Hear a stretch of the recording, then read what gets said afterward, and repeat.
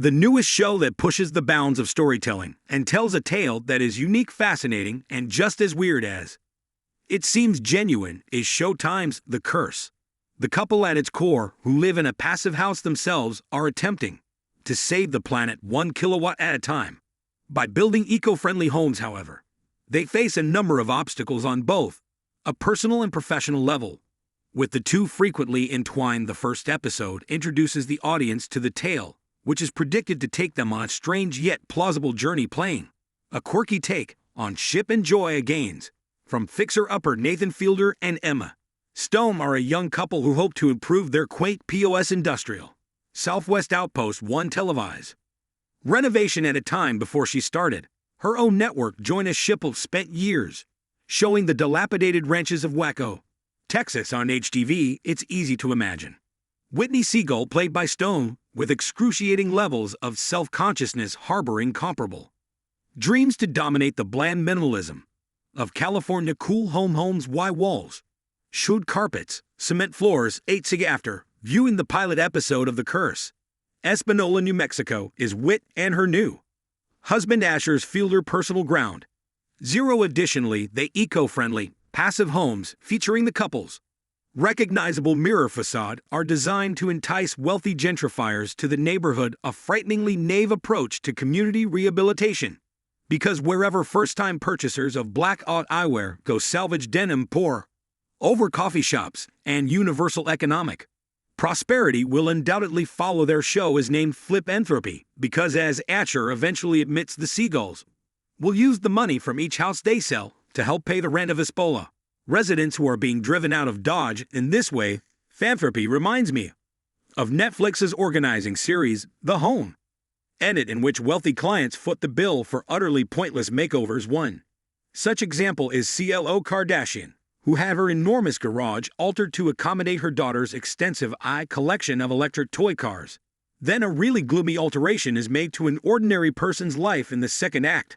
For example, a mother of two is given back enough floor space to spread out her yoga mat. Fixer-upper is a two-hander. The Curse is not the series co-writer. Benny Safdie portrays Doggy, a potent, greasy reality TV producer who is attempting to keep the pair's boring and commercial of a program from being canceled too soon. The persona is reminiscent of Rachel Goldberg, the vicious puppet master played by Sherry Apollyon, Lifetime's brilliant parody of the Bachelor franchise. Unreal W whispers in Whitney's ear, people are really going to be dreamy about being with you. Actually, viewers will be making fun of her if the show ever airs. Every time she mentions the trickle-down economics refers to anything native, including casinos as holy or Dawn's overalls. You should take a shot. Bingo. White savior looking for some interesting bowl. Debbie instructs Ashman to give money to a little girl peddling spar rights in the Family Dollar parking lot. They're old friends from Sleaway Camp, but I guess they weren't equals back then or now. In W's opinion, when he believes the camera crew has finished filming, Asher takes the girl's $100 bill and puts it back in her hand. I swear to you, she says she seemed to be taking it seriously. Asher has already proven himself as a man with a tendency to cause difficulties for himself and a marked lack of empathy. At this point in the episode, he's a terrible soundbite machine. He doesn't have Chip gain his kind demeanor. The Seagulls are desperately attempting to correct Asher's previous mistake, which is why the film team is lingering in the strip mall parking lot in the first place. Asher physically slapped the reporter who dared to question Whitney about supporting the underprivileged town of Espanola, given that her father is a taping of an interview well-known slum in Santa Fe. During the on-local television, Asher has offered Monica, the reporter, some incomplete inside information on unethical behavior at the reservation casino where he used to work. In exchange for hiding that interview that could have destroyed his brand for a part Monica doesn't entirely shut him out. It's difficult to determine which of the developing subplots in the series will stick. Well, Monica, the wandering journalist with dreams of being an anchor, say to take down the gaming board, or will she just run the Danning recording of the Eco Flippers? Asher is correct to point out that the Seagulls narrative piles in comparison to tribal intrigue, but his face is so endearing. Will it ever matter that Paul's morally reprehensible father funded the couple's initial real estate ventures? What should We make of Paul's desire to establish a relationship with his son-in-law despite the fact that both of them have incredibly little things so small that he refers to them as the cherry tomato. Brothers, a cuisine I will never taste. The same following Shabbat with their parents. Asher bangs his wife with a vibrator called Stephen while he does on the floor by her feet. Whitney is a fervent convert to Judaism. Is it great that they've discovered a filling sexual life, or am I correct to be a little disappointed that Ashman isn't interested in joining in at the end?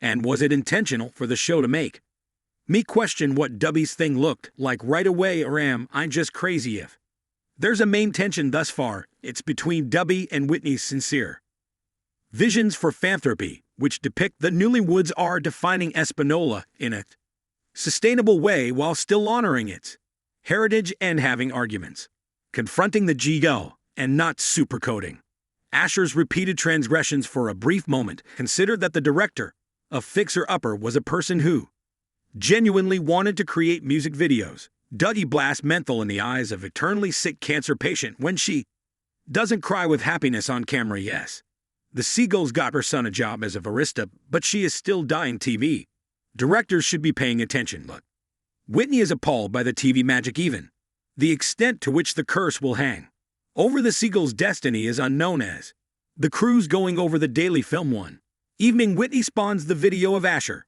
giving the hundo over and then taking it back. She gives him instructions to locate the young girl, return the money, and clear their karma. In part, Asher performs this. He does the obligatory midnight search for the girl just like a good husband would, but when he can't find her, he gives the money to another homeless person pretty close, I suppose. However, he tells his wife when he arrives home that he found the girl and that they hugged, and that the girl explicitly lifted the curse. Who cares if the curse isn't real? If it is, however, lying about it will undoubtedly make it more potent. The curse is the type of show that makes you open your mouth to chuckle, but then nothing comes out. A woman enters a clothing store at one point, and there are like 10 pairs of pants spread out on a long table with a neon name sign hanging behind a court cash wrap. Everything you could imagine costing extra costs extra. At the coffee shop next door, the curse accurately captures the appearance and sensation of existing in the present moment without doing any concrete action to undermine it. Everything just captures everything so flawlessly that you can't help but laugh embarrassingly and audibly. It reveals the joke, which makes it in a way greater than humorous. A guy waiting to talk to someone in a parking lot feels like one of the most screwed up things you've ever seen on TV when the world is set to the pulsating score from On Neutral Point. Never the houses themselves are possibly the greatest joke in the series to far. Whitney's constructions, which are completely covered in mirrors, which is flip anthropy screen building talking head, assures viewers is an unneeded aesthetic choice. Reflect the surrounding community, including the hollowed-out automobiles on cinder blocks, the hard-packed sand of the desert, and the verdant lush trees. However, that is only true if you are far away from her purportedly invisible houses. It becomes increasingly difficult to perceive anything other than your own image staring back at you from a closer distance. It's a sensible design decision for a woman who is preoccupied with what people will think of her and her spouse. Whitney will tell you that promoting the eco-friendly lifestyle and the Espanola community is her top priority, referring to it as her holistic home philosophy on steroids. However, show business isn't actually like that. It's not a public service. Every new TV show revolves on a person who genuinely, sincerely wanted to be on television.